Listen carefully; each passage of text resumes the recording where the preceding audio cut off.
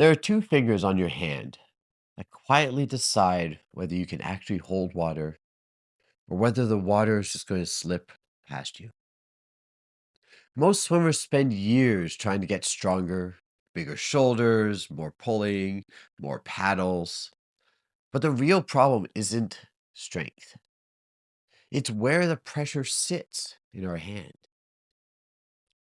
And if the pressure isn't starting on the pinky side of your hand, you're probably leaking power on every single stroke. Today, I'm going to show you exactly how to fix that.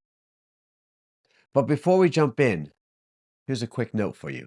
A lot of you ask me where you can actually ask questions about your stroke and get real time feedback. That's exactly what I do inside the Swim Accelerator. It's not social media as such, and there's definitely no ads, no algorithms, no gatekeepers deciding whether you see something or not.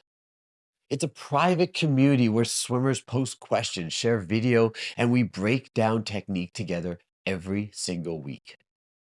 If you want to learn faster and surround yourself with swimmers who care about getting better, that's where it's happening. I'll put the link below. All right, let's get back to the catch. One of the most common things I see when swimmers start their pull is this. The hand enters, and immediately the arm starts to pull. The problem, the arm hasn't anchored yet. So what happens? The water slips right past their hand. Now the shoulder is doing all the work. This is why so many swimmers complain and say things like, Coach, my shoulders, they hurt, they burn, I have rotator problems. Most people assume that means that they need stronger shoulders or that there's just something wrong with the way that their posture is in the water. And sometimes that is true. So don't get me wrong. Like, we will do a video on this at another time. But usually, that's not the issue. It's a connection problem. Elite freestylers don't start their stroke by yanking on the water. They start by anchoring the forearm. Think about planting a paddle into the water before you push. The hand sets, the forearm sets, then the body moves past that point. And here's a small detail that almost nobody I know talks about where the pressure really begins. If the catch is working correctly, the first bit of pressure you should feel should be on the outside edge of your hand, right here on the pinky. The pinky and the ring finger, that outside edge of your hand acts like the leading edge of the paddle. When swimmers feel pressure there, the forearm usually drops into the correct position. You naturally create that high elbow catch or the early vertical forearm. But on the other side of the coin, when swimmers put more pressure on the index side of their hand, two things happen.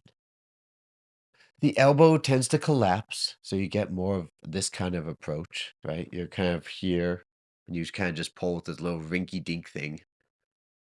Or the arm just slips. Now the swimmers try to compensate by pulling harder, adding more strength, more effort, more fatigue. But the water is still escaping. It's flowing off the fingers, which is why the best swimmers in the world don't pull harder. They hold water better. And that starts with the pinky side of your hand. Now, here's the tricky part. You can understand this concept intellectually, but until you feel it, nothing's going to change. That's where the next set of drills are going to come in.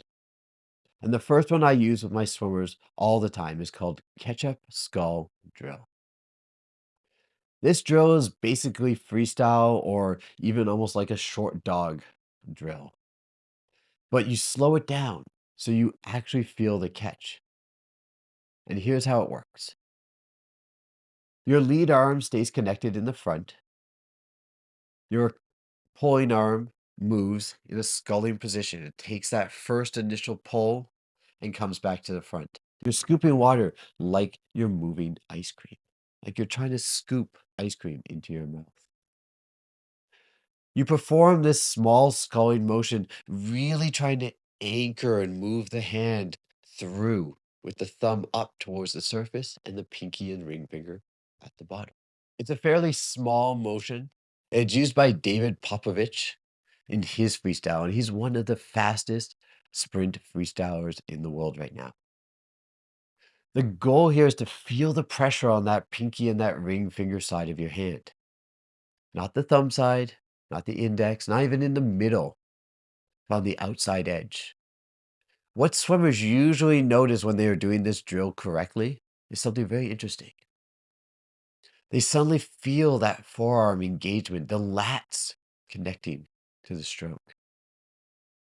Not just in the hand, the entire forearm becomes part of that paddle. And that's the connection we're looking for.